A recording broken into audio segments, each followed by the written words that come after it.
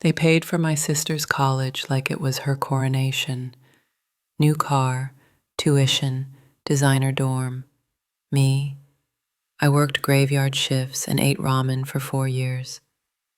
But on graduation day, when I crossed the stage and the dean handed me the envelope, their faces turned ghost white.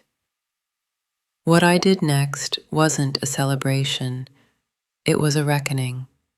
My name is Emma, and I was never the favorite. My sister Olivia was the sun our family orbited around. Blonde, brilliant, graceful, she didn't just walk into a room, she owned it. From the time we were kids, it was always Olivia first. Her grades got praised, her recitals got filmed, her opinions got heard. Me, I was the girl who stayed quiet so Dad wouldn't snap, and who learned to do her own hair by 10 because Mom was always too tired after helping Olivia prep for college. I remember the day they told her she wouldn't have to worry about money. "You focus on your future, sweetheart," Dad said, holding the financial aid papers like they were poison. "We've got it covered." Olivia clapped, Mom cried, and I just stood there, invisible at the edge of a celebration that had nothing to do with me. She got everything: a MacBook the day applications opened, a campus tour trip that doubled as a vacation. She got dorm furniture from Pottery Barn and noise-canceling headphones for better focus. Meanwhile, when I asked about applying to college, Dad glanced at the bills on the counter and muttered, "Community college is cheap, or maybe just take a gap year until you figure yourself out." Figure myself out. That became their excuse every time I wanted support, like I was some unfinished sketch, while Olivia was already framed and hanging on the wall. I applied anyway, quietly, filled out the FAFSA at school because I knew asking for help at home would just bring sighs and reminders of what we already did for your sister. I got in. A state school, not fancy, but it was mine. I was proud. But when I told them, Dad barely looked up from his phone. "That's nice," he said. "Now you'll really learn how the world works." He wasn't wrong. The world I entered was sleepless and cruel. I stacked jobs like building blocks, praying they wouldn't all topple. I worked in the campus bookstore during the day, wiped tables at a diner till 2 a.m., then crammed for exams in 24-hour libraries. I ate from dollar menus and lived on black coffee and determination. My textbooks were secondhand, my laptop barely ran Zoom, and every birthday passed. Mom sent her a care package the next day with chocolates, handwritten notes, and lavender-scented candles. I once emailed home asking for help paying my internet bill so I wouldn't fail my remote final. No reply. I stopped trying after that. The worst part wasn't the financial gap. It was the way they made me feel small for needing anything. Like asking for help made me weak. Like needing love made me a burden. "Olivia's going places," Dad once told a family friend while I washed dishes in the kitchen. Emma's still figuring things out. I never corrected him. What was the point? In class, I smiled. I joked. I told people I was on a grind era and made being broke sound trendy. No one knew I cried in bathroom stalls, that I kept extra socks in my backpack because our apartment heater didn't work and I couldn't afford new boots. I hid the truth behind straight A's and forced laughter. I didn't want pity, I wanted respect. But no matter what I did, it felt like I was chasing something I could never catch, my parents' belief that I was enough. Every time I saw a family posting their graduation countdowns, their group photos, their proud captions, something cracked inside me. I knew I wouldn't have that. I knew the only people who might show up to my ceremony would do it out of obligation, not pride. Still, I kept going, kept working, kept pushing. Because somewhere in the silence, in the loneliness, I found something Olivia never had to build: grit, fire, hunger. And that hunger, it was about to change everything. And for 4 years, I disappeared, not physically. I was still here, in the corners of group photos, at the back of classrooms, on shift behind some greasy diner register. But emotionally, I was a ghost, the kind no one notices unless you drop a plate or cry too loud. College was never a dream for me. It was survival, the only way out of the house where my worth had always been compared to my sister's shine. Olivia, the star, me, the satellite. But the thing about satellites is, they see everything from the dark. The first semester nearly broke me. I remember standing in line at the student store with my list of required books in one hand and my debit card in the other. I prayed the balance would cover it.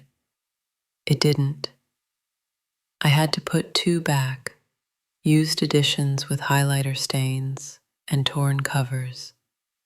I lied to my professor that on weekends I doubled up shifts, breakfast through dinner, and graded papers in the staff closet on my break. My body ached, my eyes stung, my heart was empty. I got sick once, a nasty flu that had me shaking under 3 blankets in a drafty dorm.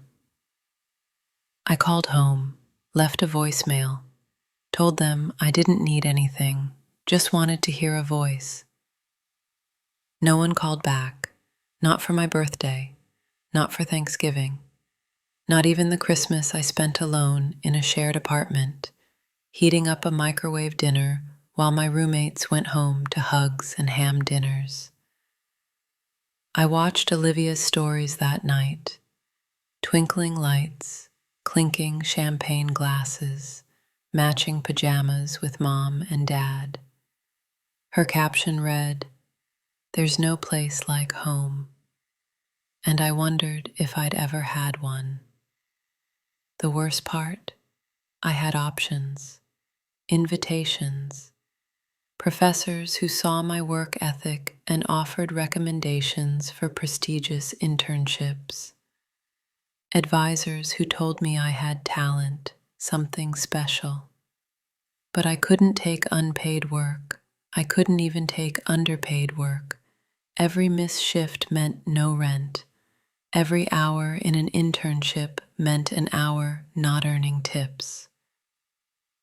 So I said no, over and over again, turned down every ladder before I could even step on the first rung. I watched other girls get ahead, not smarter, not harder working, just supported. Their parents paid their phone bills. Their parents wired rent. Their parents showed up. Mine didn't even remember what city I was in. And yet, through it all, I kept going. Not out of some Disney princess optimism. No, my motivation was rage. Quiet, buried, controlled rage. I wasn't going to break. Not because I had something to prove to them, but because I needed to prove something to myself. I started writing every night, In a cheap black notebook, I wrote down what I went through, every humiliation, every disappointment, every time I wanted to quit. And then, at the bottom of each entry, I wrote one sentence: "This is not the end of my story." Because deep down, I knew one day they would see me, and when they did, I wouldn't be asking for their approval. I'd be beyond it. I'd be undeniable. They thought silence would keep me small, that if they ignored me long enough, I'd disappear. But I didn't. I endured. And with every missed call, every skipped birthday, every cold meal and sleepless night, I was building something, because if life wasn't going to hand me a seat at the table, I'd build my own. It started sophomore year, after a brutal fall semester that nearly saw me drop out. I had failed an econ midterm, picked up a third job, and gone 3 days living on instant oatmeal and gas station coffee. I remember sitting on the floor of the student center at 11 p.m., Wi-Fi dying, laptop at 9%, trying to finish a paper before the deadline. I had nothing left. Not energy, not hope, just fury. That night, I Googled Grants for Invisible Kids. That's not a real program, by the way, but it should be. What I found instead was an online forum buried in the comments section of a Reddit thread, where someone mentioned a shadow scholarship funded by anonymous investors. It was meant for students who were acing school despite having no safety net. No rich parents, no family support, just grit. They didn't advertise it. You had to dig. You had to prove you were paying attention. Challenge accepted. I stayed up all night hunting it down, weaving through nonprofit databases, school archives, financial aid loopholes, and I found it, the Cypress Initiative, one-time payout, meant to fund students with scalable vision and proven personal adversity. It didn't just require grades, it required a plan. And lucky for me, I had one. See, while Olivia was posting photos from rooftop bars in New York, I was sitting in on business seminars I wasn't even registered for. I'd walk in with a hoodie and pretend I was just lost, then sit quietly in the back and take notes. I learned the language of investors: risk, return, burn rate. I'd go home and rewatch TED Talks about pitch decks and branding. I wasn't just trying to survive anymore. I was laying bricks. Because in between classes, I'd started something of my own. A rough idea, a web-based platform that connected overworked students to part-time virtual tutoring gigs, flexible, low pressure, and entirely remote. I called it Bridge Space. It wasn't flashy yet. It was a wireframe on an old laptop with laggy Wi-Fi and coffee stains on the keyboard. But it was real, and more than anything my family had ever handed me, it was mine. I didn't tell anyone, not my roommates, not my professors, definitely not my parents, because I knew the moment I opened my mouth, someone would tell me it wouldn't work, that I needed a team or capital or more experience. I didn't want advice. Clocked back in and wiped down the soda machines like nothing had happened. Weeks passed.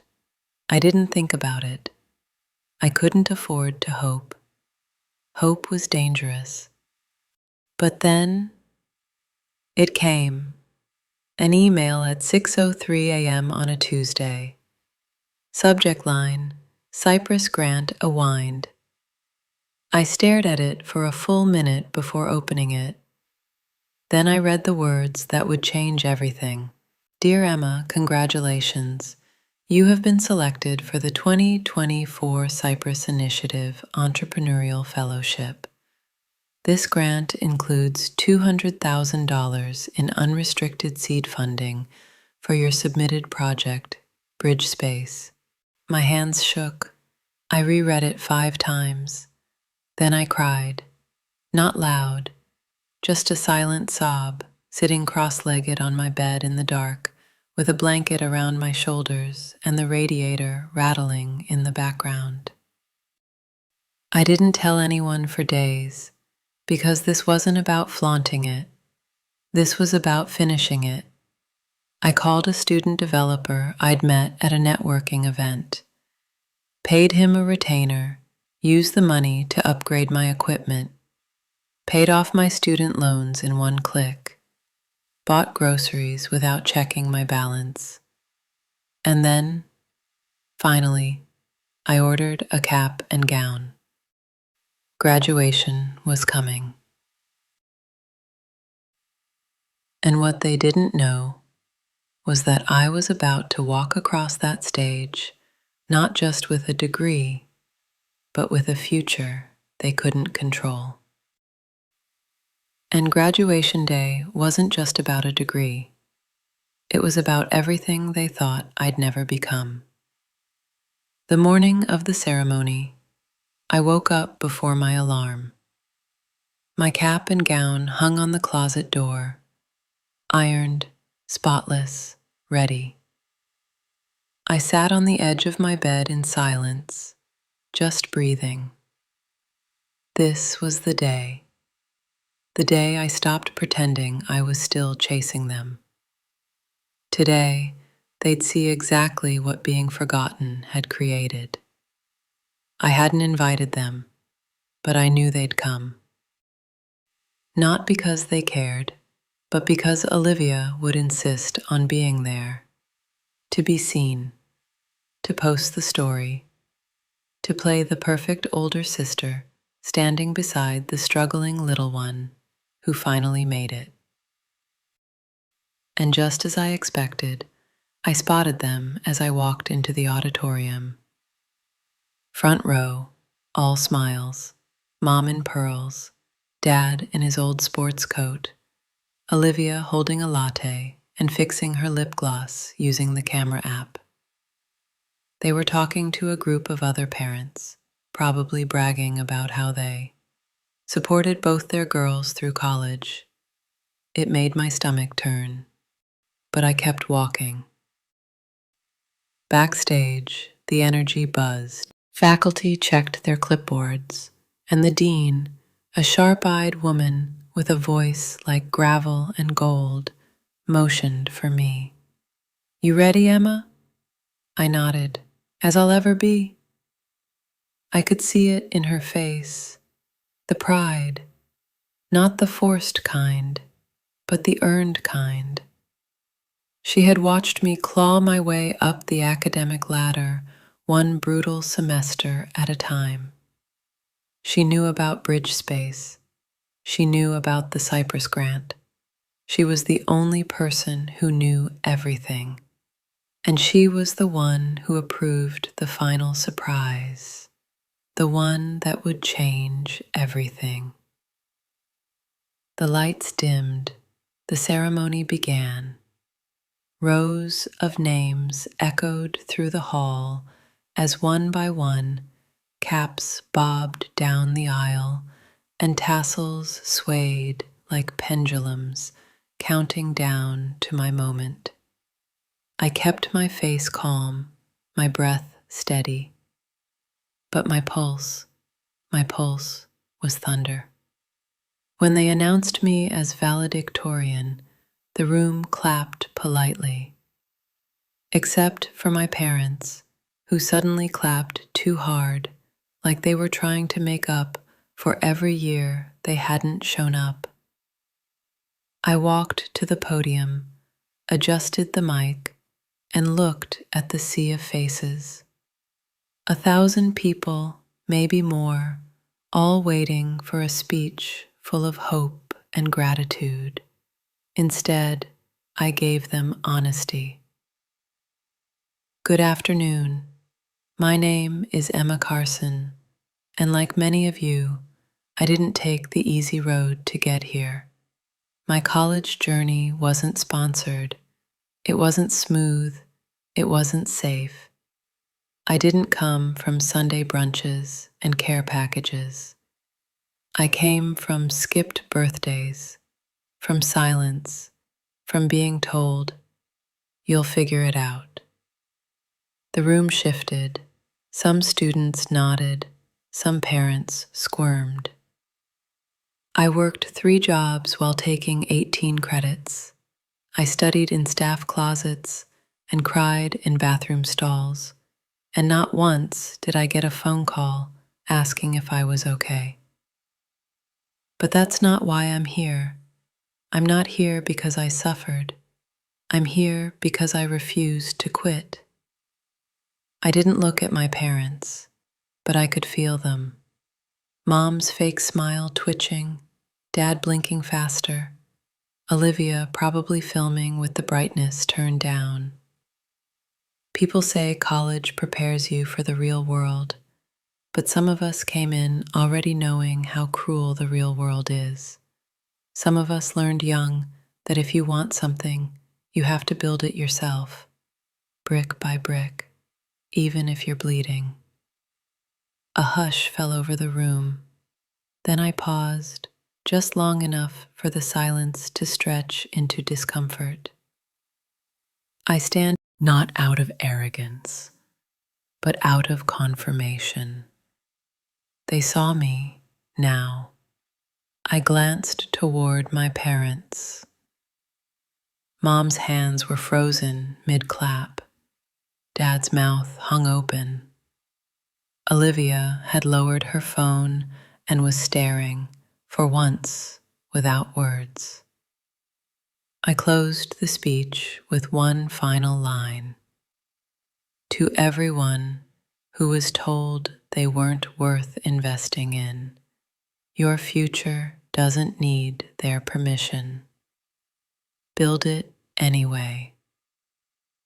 I stepped down from the podium as the music swelled, and for the first time in 4 years, I didn't feel small. I felt unstoppable. And after the ceremony ended, they tried to applaud me like they hadn't ignored me for 4 years.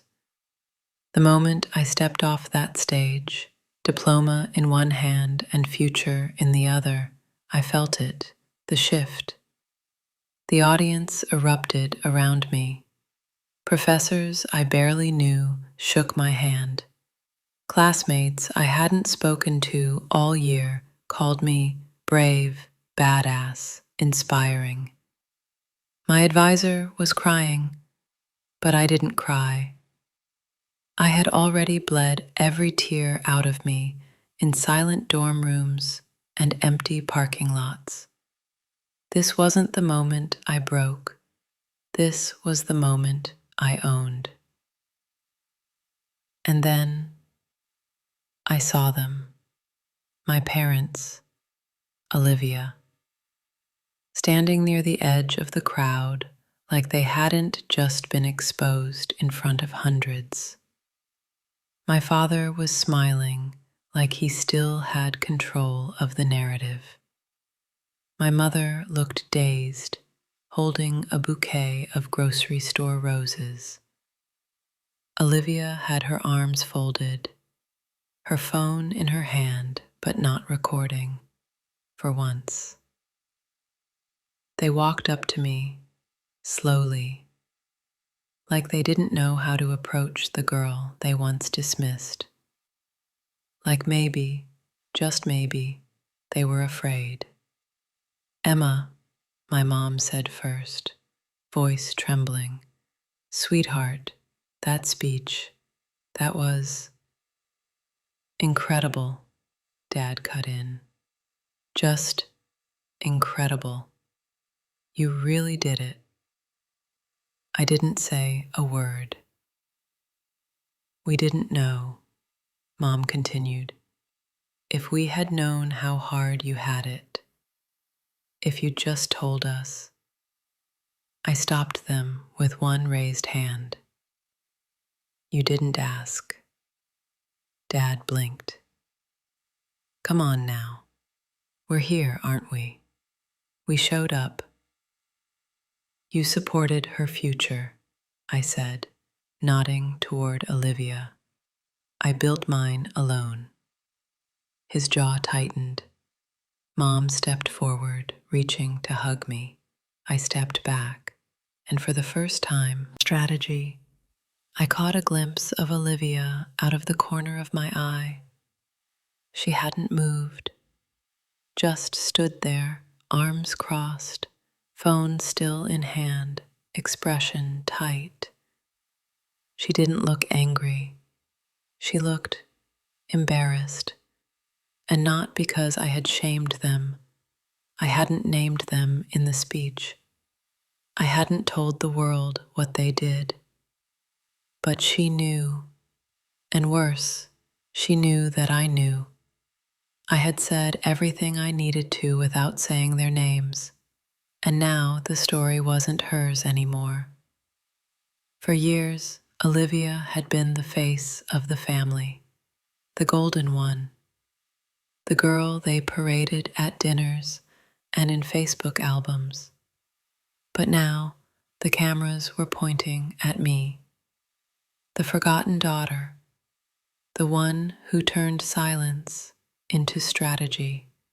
I walked past her without speaking, not out of pettiness, out of clarity, because power isn't in screaming or slamming doors. It's in choosing when to close them softly behind you, so quietly that they never hear you coming until it's too late. That night, articles started going viral.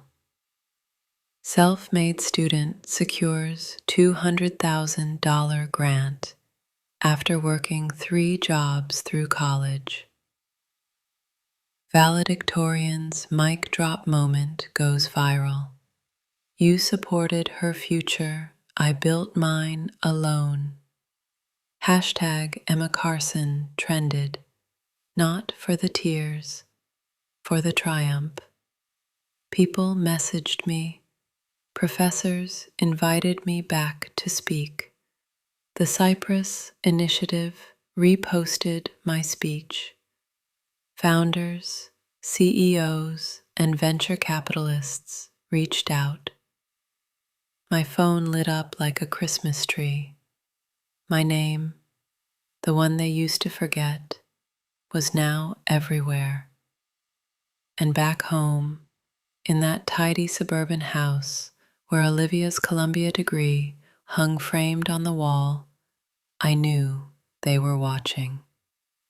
I knew they were reading. I could picture my father refreshing the article, my mother wringing her hands, Olivia scrolling through comment sections filled with praise that wasn't hers. Let them. Because this wasn't just about recognition, it was about reversal. They had spent years acting like I was the shameful backup plan, the girl who would figure it out eventually. But I had figured it out long before they knew I was even trying. I didn't climb up their ladder. I built my own. And when I reached the top, I didn't look down. I just walked away. And 6 months after graduation, I bought the house they were saving. I had sat there, invisible in that quiet car, staring at the picket fence they dreamed of. A fence I was never meant to walk behind. But dreams have strange timing, because that house, their dream, came back onto the market exactly 4 months after my story went viral. I saw it during a late night Zillow scroll, somewhere between pitching to a mentor and uploading a Bridge Space update. And there it was, 207 Cloverfield Lane, listed, empty, waiting. I didn't hesitate. I called the agent the next morning, made a full cash offer, and closed within 12 days. I didn't tell my family. I didn't want their blessing, because this time I wasn't buying a house to impress anyone. I was buying it to transform the meaning of belonging. The day I got the keys, I stood in the driveway, same place I had once watched from the back seat, and I just breathed. No one clapped, no one hugged me, no one posted it on Facebook. It was better that way, because the house wasn't for them. I didn't decorate it with designer furniture. I didn't install a wedding arch like they always imagined. I stripped it down, repainted every wall in warm, hopeful tones, tore up the marble countertops, and replaced them with long communal tables, converted the guest bedrooms into study lounges, left the backyard wide open, no fences, no gates, just space. Then I filed the nonprofit paperwork, the Carson Collective, a community center for underfunded college students. Free Wi-Fi, night classes, therapy vouchers, quiet places to cry or scream or build, a home for the ones no one invested in. And in the lobby, under a soft lit sign that reads, "You belong here," I placed a small gold plaque, donated in honor of every child who was overlooked, denated. I never told my parents, but I knew they saw it, because 2 months after we opened, Olivia's friend tagged her in a viral video, a slow montage of the house set to piano music, ending with a group of first-gen students saying, "We're not invisible anymore." I saw her name in the comments, just a like, no words. What could she even say? She got the applause. I got the legacy. One quiet Saturday evening, I returned to the house alone. The student spaces were closed. The air smelled faintly of cinnamon and wood polish. I looked directly into the lens, not with anger, not with pride, but with peace. And I said, "Subscribe, like, and comment if you believe being forgotten was just your beginning." Then I blew out the candle